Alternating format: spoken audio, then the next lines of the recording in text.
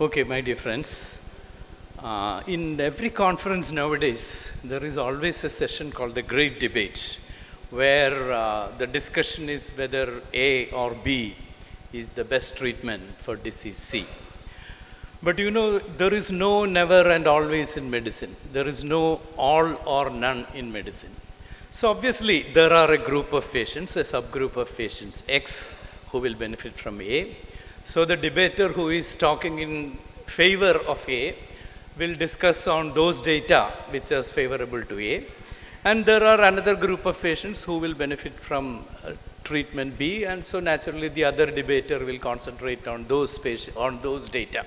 Because after all, we are all reading the data, same data. So it is only the interpretation of the data, it is only the concentration on which data you present that changes. So I have always felt that the success of a debate finally is when the physicians at the end of the day understands which patient to give treatment A and which patient to give treatment B. So there is not actually much of a debate. It is only understanding, it's definitely not universal, which patient to undergo rhythm control, which patient to undergo rate control. Well, first of all, Dr. Ajit said the same thing, but let me talk about, is rhythm control attainable in the vast majority of atrial fibrillation patients that you and I see every day in the OPD? And the answer is probably a resounding no. Because permanent atrial fibrillation, by definition, is where both the physician and the patient agrees that rhythm control is not possible, that is out. Long-standing persistent atrial fibrillation is atrial fibrillation lasting for more than 1 year. And there again, the number of patients where you can attain rhythm control is abysmally low. And then the persistent atrial fibrillation between 7 days and 1 year depends on the duration. The longer the duration, it is very, very unlikely that you will, whatever you do, that you can convert to sinus rhythm. So all you are left with is paroxysmal AF.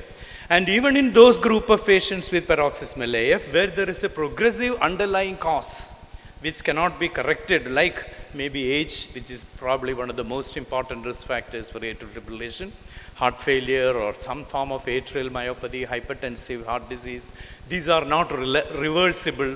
There again, whatever you do, the patient may go into sinus rhythm in the short term, but long term they are going back to atrial fibrillation.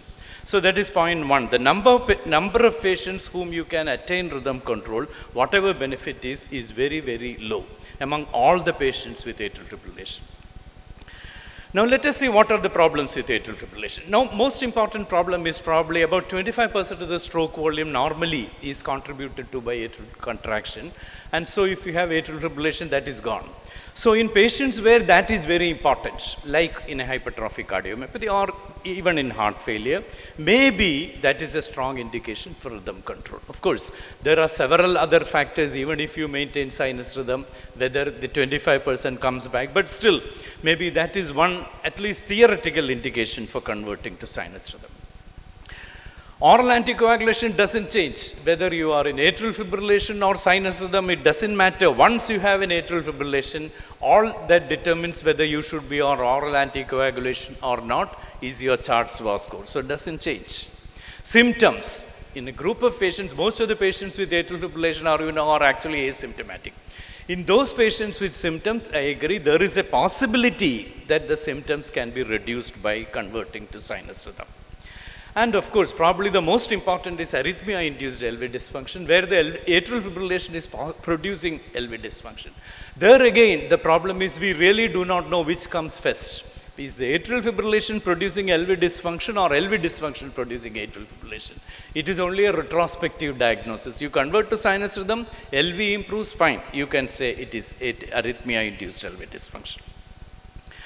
Now, as Ajit said, if you look at the old pharmacotherapeutic conversion to sinus rhythm, there are a lot of trials, and all of them universally have failed at their primary endpoints.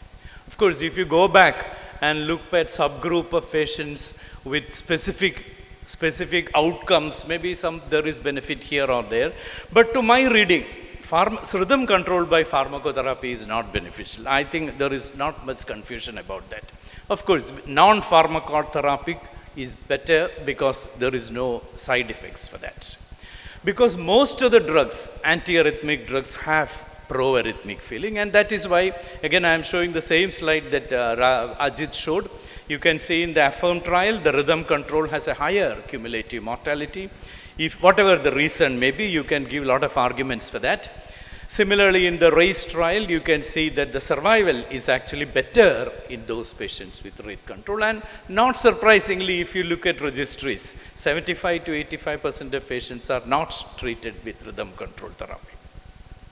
Well, if you ask me what are the situations where you can convert to sinus rhythm, with the least controversies, I will not say no controversy, but with the least controversies is again early rhythm control, because late rhythm control has absolutely no role.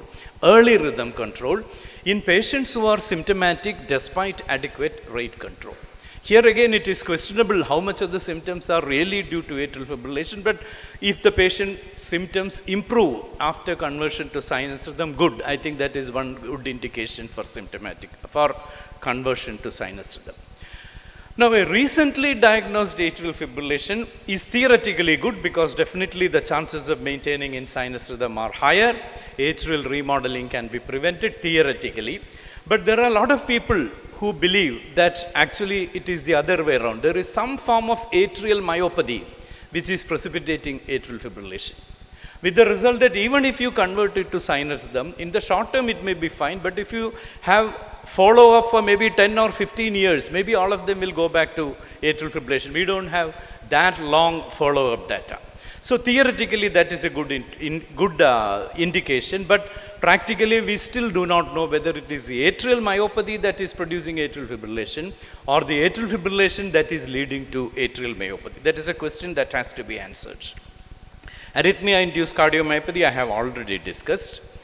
But remember, all these are only by non-pharmacological means. So I would say the indication to my mind will be patients who are symptomatic despite adequate rate control. If you can convert them by non-pharmacological means, maybe I would agree that it is a reasonable indication. But all said and done, remember that no study has ever shown that there is a mortality benefit in these patients.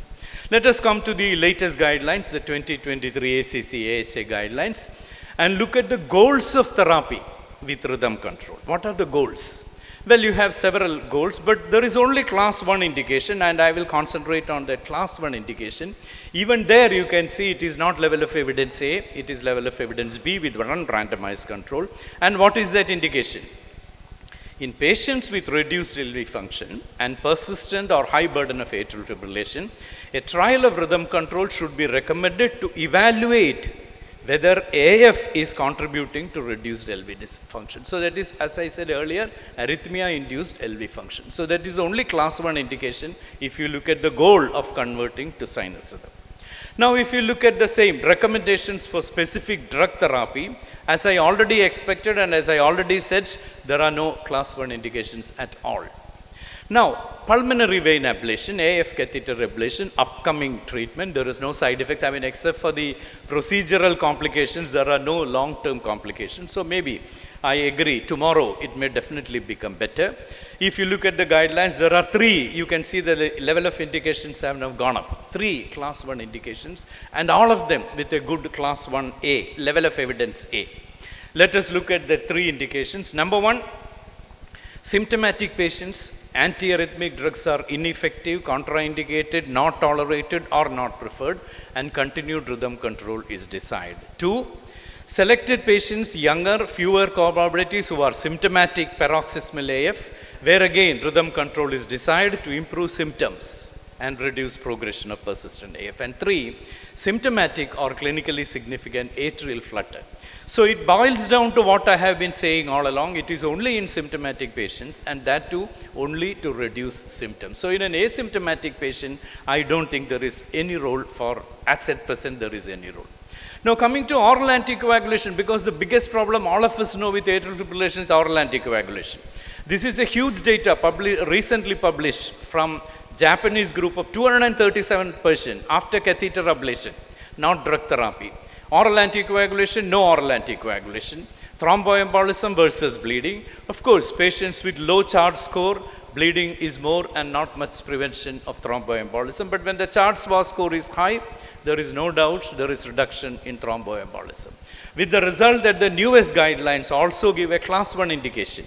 In patients who have undergone catheter ablation, continuation of longer term oral anticoagulation should be dictated based on the CHARTS-VA score, not based on whether the patient is in sinus rhythm or whether the ablation has been successful. That is immaterial. In short, despite the clear effects of rhythm control therapy on maintaining sinus rhythm, including catheter ablation, RCTs, systematic reviews and meta-analysis have largely reported no significant difference between rhythm and rate control strategies with respect to hard endpoints: all-cause mortality, cardiovascular mortality, stroke, heart failure, and other cardiovascular complications. This is not an old article. This is a good recent article, JARC state-of-art review, actually concentrating on rhythm control, increasing role of rhythm control, published only a year and a half ago in May 17, 2022. So all said and done, you can see that the role of rhythm control is really circumscribed in the whole guideline. You can see the whole number of patients with atrial fibrillation, it is actually circumscribed to that small rectangle, which includes symptomatic patients who are non-permanent AF, who already are on rate control drugs. You can see in an asymptomatic patient, it is back to normal. There is no role whatsoever for rhythm control. So if you go from yesterday to today to tomorrow, I don't know what will happen tomorrow, but yesterday it was non-permanent AF symptoms. Give rate control drugs, continue to be symptomatic, give antiarrhythmic drugs, continues to be symptomatic, go for ablation. Today, it has changed a little, non-permanent AF symptoms, rate control, continue to be symptomatic, you go for rhythm control bar rate control. Tomorrow, it may be different, we do not know. So let us wait for tomorrow. To conclude, I will talk about this up-to-date because most of us go to up-to-date for the latest information on whatever topic we have. Up-to-date says this is the role of catheter ablation. Catheter ablation for atrial fibrillation leads to symptom improvement in many patients. However, it has not convincingly been shown to decrease the risk of embolization, for example, stroke or death. And what about efficacy? Current techniques of catheter ablation should lead to 1 year freedom from symptomatic AF while off antiarrhythmic drug therapy in about 75 to 95% of patients with drug-resistant paroxysmal AF and no significant structural heart disease. So you can understand that so far we have been talking about the benefits of sinus rhythm in patients with structural heart disease, and the efficacy actually is those only in patients without structural heart disease. So that is where we stand. I hope tomorrow we will have more data, as Ajit said, on the advantages of catheter ablation. And then maybe we are better off because this is probably one of the biggest arrhythmias that we are facing. Thank you very much. Thank you, sir. Since we agreed on almost everything, there's only one thing that I want to highlight from your slides. You mentioned that the only indication for rhythm control is patients with symptomatic AF. This is the only one from your slide which I think you did not highlight. I'm also not totally convinced about it, but this is the new indication that has come up. Ablation or rhythm control to reduce progression to persistent AF. These 5 words are the words that have been the real cat on the hot tin roof, which has set the cat among the pigeons. Early rhythm control to reduce progression to persistent AF. This has really set the cat among the pigeons, because that is basically every patient with AF with a structurally normal heart. So this is based on one study, basically on the East AF Net 4 study. There is actually still controversy on this, people saying that the people writing the guidelines are jumping ahead, putting this in the guidelines based on one study. But yes, I'd like to highlight on this because even though it was not in your slide, you didn't mention about it. You mentioned that the indication for rhythm control is symptom. This I also don't believe all the guidelines that come up these days, because some of the guidelines come and go, but these 5 words have really put the cat among the pigeons. That's the only thing I'd like to say in rebuttal. No, that exactly is the point I initially said. There are many people who believe that it is atrial myopathy which is producing atrial fibrillation. In which case, even if you convert to sinus rhythm, it may go further. The atrial myopathy may progress. Of course, that is all theoretical. Gentlemen, you have listened to the both titans. Now, we have been all in managing atrial fibrillation. We had the affirm trial and the obsession with the affirm trial, and which gave us a bleak picture of rhythm control. But over the years, I think there are increasing advances for rhythm control. But as Unni was saying, now the difficulties to establish a sinum rhythm is not easy. That's on one side. But on Ajit's side, we have the concept of AF begetting AF, or something like MR begetting MR. So that is something which I think we cannot forget. But then I think you are the judges, we are not the judges. So I am going to put it into vote, right? Whoever suggests that in atrial fibrillation management, a rhythm control with the very many drugs is a better choice. I mean, I fully understanding with you that there are only subsets of the patient. One thing doesn't fit at all to everything. That is for sure. But a rhythm control, at least in a subsets of patient is okay for you. Raise your hands. Okay. Now on the second part, in a large majority of patients, or Unni possibly wanted to say in all patients of atrial fibrillation, I will opt for a right control with anticoagulation.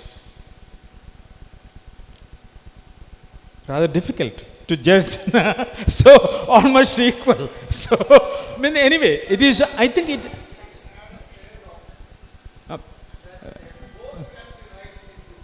Absolutely. See, basically, in the one cup, doesn't fit the everything at all. You have different subsets of patients. A permanent they have more than 1 year.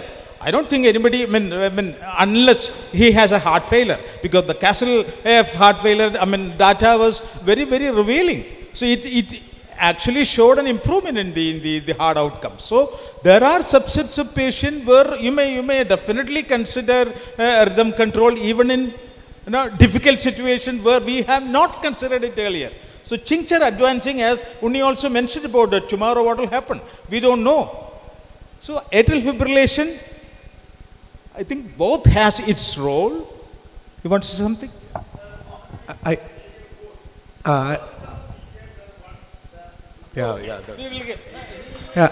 had one doubt as a physician. We used to get patients with atrial fibrillation. We will shift the patient to ICU if the patient is symptomatic. Patient will be in fast ventricular rate. The patient will be coming with the rate limiters. It will be coming to CVR, but the patient's AF will continue.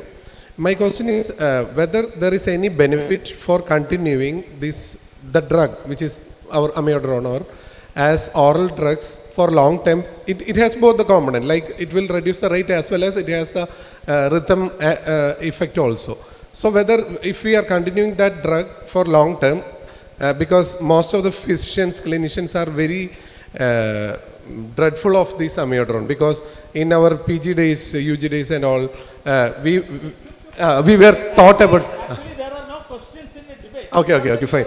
So that is one question. Second is, in cardiomyopathy cases, if the patient coming with AF, whether rhythm control is very much needed in that case or not. These are my two questions. We seem to agree on most things, so it's easy. I'll answer for both of us. I'll tell what I would do in this situation rather than what should be done. Both situations can be managed in many ways. The first situation, patient comes with AF with fast ventricular rate is controlled, patient is on amiodarone. What I would do is I wouldn't continue the drug for too long. I would cardiovert the patient once he is at a low risk of stroke. And then, if I have to give this patient amiodarone long term, I would mostly opt out of rhythm control. If it is a patient who can be safely given a low dose flecainide and beta blocker long term, I would opt for rhythm control. And then give him the option of ablation if a low dose flecainide and beta blocker fails. But if it's a patient where a low dose flecainide and beta blocker is contraindicated, I just leave him alone. I would wait for the next episode to occur.